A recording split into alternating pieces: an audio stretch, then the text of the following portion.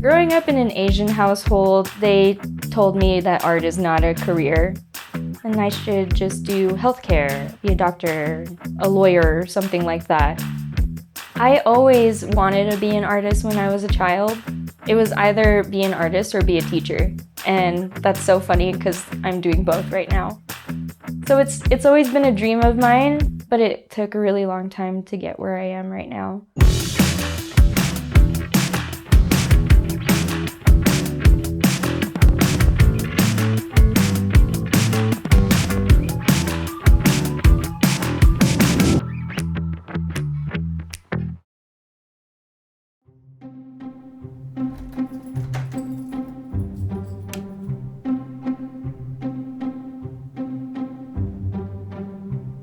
My first memory, I would say, was kindergarten.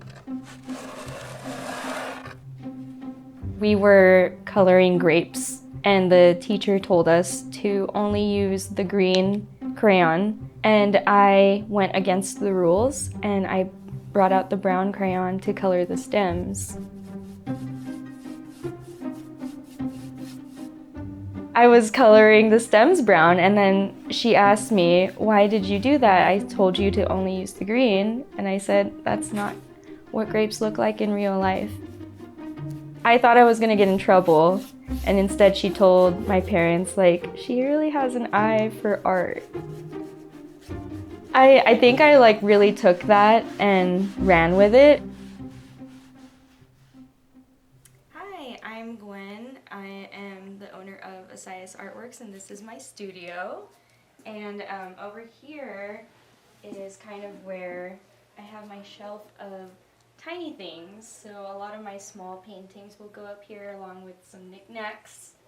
And I will occasionally switch these paintings out whenever I make other small pieces. All of these are just examples of classes that I've done, like paint and sips, mixed media nights, oil painting basics. And another recent piece that I did was this one here. It's called Inner Child. I've actually been working on it since May of this year, and I'm still working on it.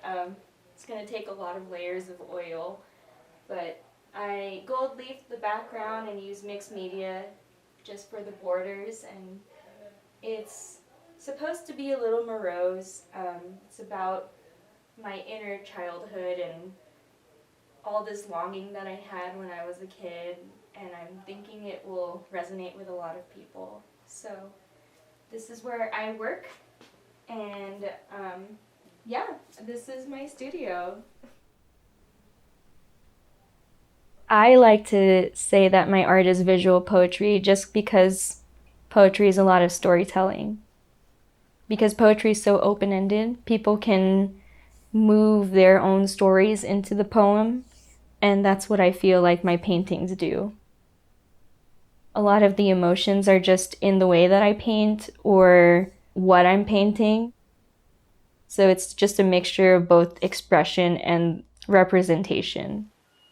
I do the initial painting with acrylic just to get everything down really quick.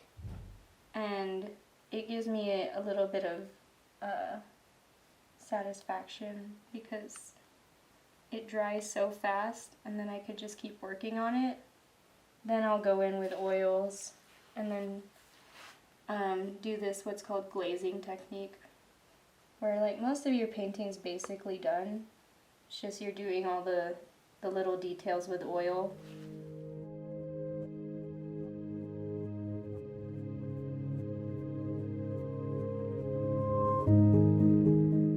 When I was in the military, I was a mental health technician. I heard a lot of sad things. It would just be every day. There's just so many people that have these feelings, and most of the time we feel like we're the only ones feeling it. I wanted to make these pieces because I felt like it would speak to those people and they feel heard and understood.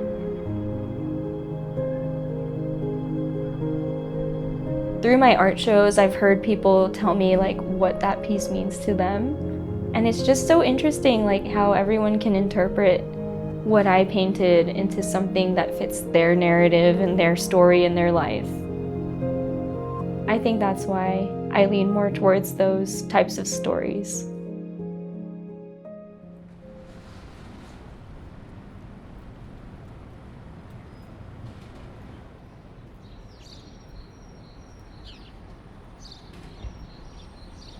I don't even think of like my childhood. I think about like middle school me.